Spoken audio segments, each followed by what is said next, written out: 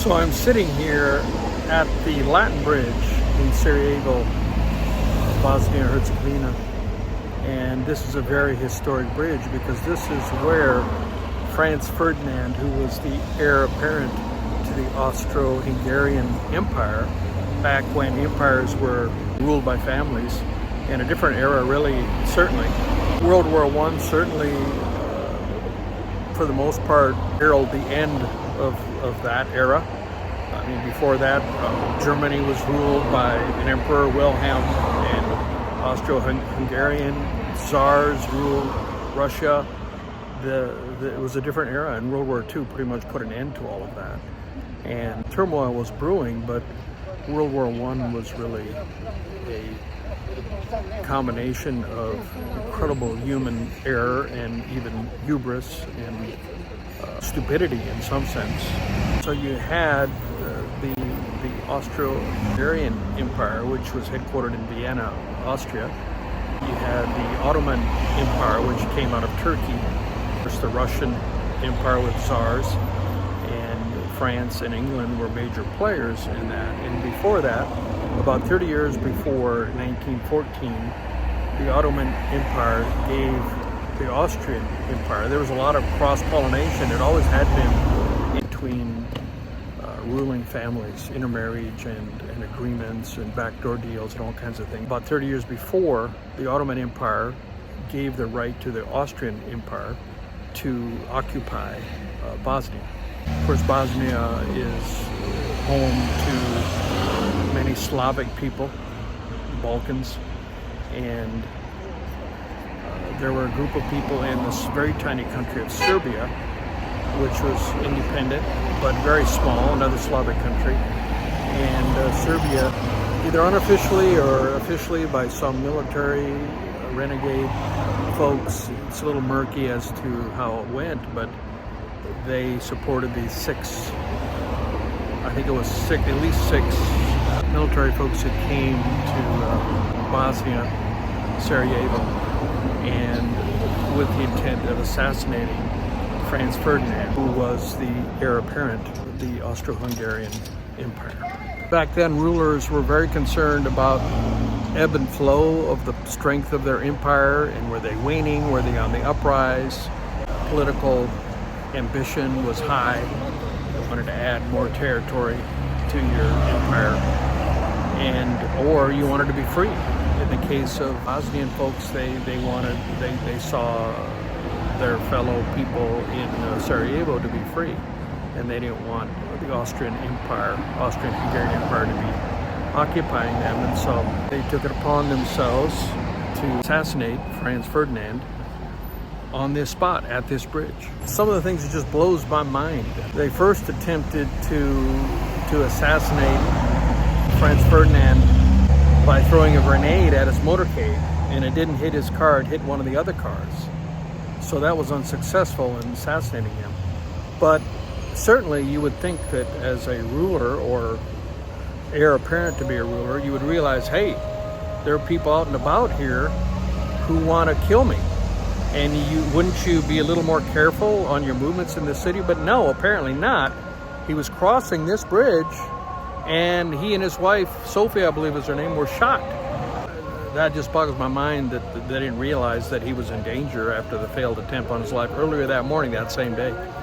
So that created a crisis in Europe. And it's a long, complicated story, and I think it's much more interesting than the originations of World War II.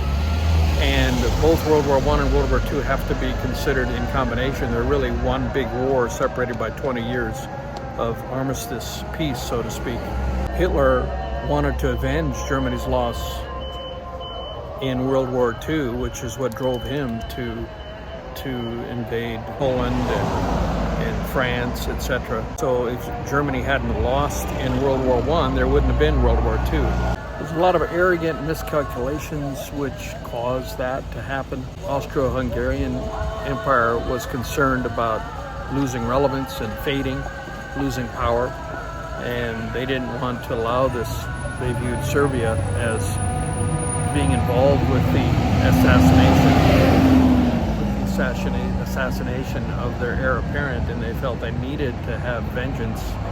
And also, so there were a lot of differences back and forth as to what they should do, but they always thought it would just be a little, no, they never imagined it would turn into the great war that it turned into. They thought Serbia was a tiny little country that could crush them. And so they were trying to figure out how they were going to respond, and they dillied and they dallied. They didn't respond quickly. They weren't sure what to do, and it took them at least 3 weeks before they delivered their ultimatum to Serbia. And the general consensus is, by dilly-dallying so long, they lost the reaction high ground of avenging the loss of their crown prince. And letting time go on, it no longer seemed like the appropriate thing to do. And Germany immediately allied with Austria-Hungary, and they said that the more the hawkish people, the foreign or the military minister, the Wilhelm was the emperor of Germany, but coincidentally he was on a 3-week cruise, and he was a peace-loving guy. He didn't want war, and if he had been able to have his hand in it, maybe he could have averted the entire World War I. But he was on a cruise, and they took advantage of that and didn't call him back. They could have telegrammed and brought him back, but they conveniently, for them, didn't do that. And the generals wanted a war with Russia. They figured Russia would come in because the Serbs were allied with the Russians, Slavic ethnicity. And the generals of Germany said, one day we're going to have a war between our Teutonic people and the Slavics, so they viewed it as a race issue. And they also had some stereotypes about Slavic people. When they gave their ultimatum, the Serbians drafted a response. The gentleman who gave the ultimatum to Serbia said it's the most politically adroit response, because it appeared to appease and answer all of the requests, but it literally didn't. It was just a lot of shiny words. And even the guy who wrote the original Austro-Hungarian ultimatum, said that the response was the best political document he'd ever seen. So a lot of political intrigue going on.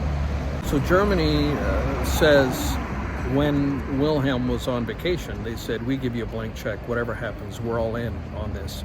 They're hungry for war, and they wanted to go against Russia, and they perceived that in 1914, Russia had a rearmament program that wasn't to be finished about 1917, 1918, so they viewed that Russia as being weaker than they would if they waited another 3 or 4 years. And some of the leaders said that it's inevitable that we're going to have war with Russia. Now is the time, let's jump. So they were quite willing to jump into it and get it on war-wise with Russia. And Russia had an alliance with France, and so France came in on support of Russia. And then there's the UK, which is on an island, not even on the continental mainland of Europe, dilly-dallying. And Winston Churchill was in power at the time and involved with the military and did some movements of military troops, always more hawkish than the average Brit probably. Eventually, the UK had a treaty with France, and so they came in on the side of France, Russia, and those are some big 3 powerhouses back in that day. And on the other side was the Germans and the Austro-Hungarians and some other minor powers. Italy was on that side, and there's some others. I have a chart that I'll put up that summarizes some of the treaties and alliances. And it ended up being what they called the Great War. It was a horrible war. It was fought, a lot of it was fought on France's grounds. World War I went to the museum in Paris, and it was devastating, talking to the Museum of War. Really fascinating. It had a whole bunch of armor from the medieval times, and even World War II stuff, Nazi flags and stuff. Fascinating. I spent probably half a day there. It talked about, in the museum it said that they had 4 million injuries, military injuries, in World War I, and it said 4 million casualties, but I researched that, and that's exaggerated. It apparently was about 1.5 million. So 5.5 million people were either injured or killed. The military people were killed in World War I, and that's out of a population of only less than 20 million at the time.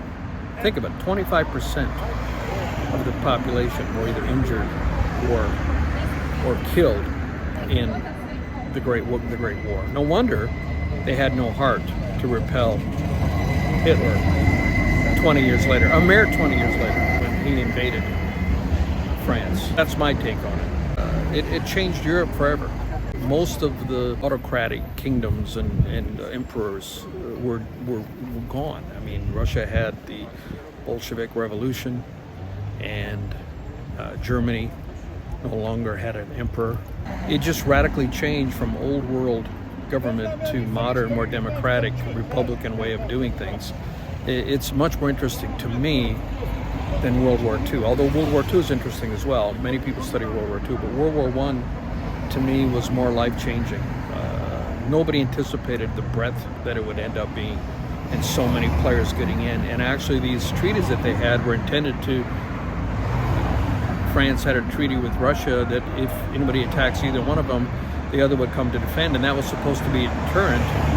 And instead, what it did is it drug everybody in. And pretty soon you had all the major powers, and even the U.S., of course, later on at the end. Anyone who doesn't know that we just came at the very end and didn't really have much to do with the deciding factor of it. I mean, I'm as American as anyone. I love my country, but I'm all about facts. And they called the American soldiers doughboys because our soldiers were unprepared for war compared to the battle-hardened. That was not a compliment, the doughboys, the Americans coming over. We hadn't had any... They had been at it for a number of years by the time we joined and shipped over troops to help with the war at the ending. So anyway, this is a very historic site, Latin Bridge in Sarajevo. Really cool to be here and make this video, talk about the historic sense of Sarajevo, Bosnia and Herzegovina. All right, peace and love. See you next time.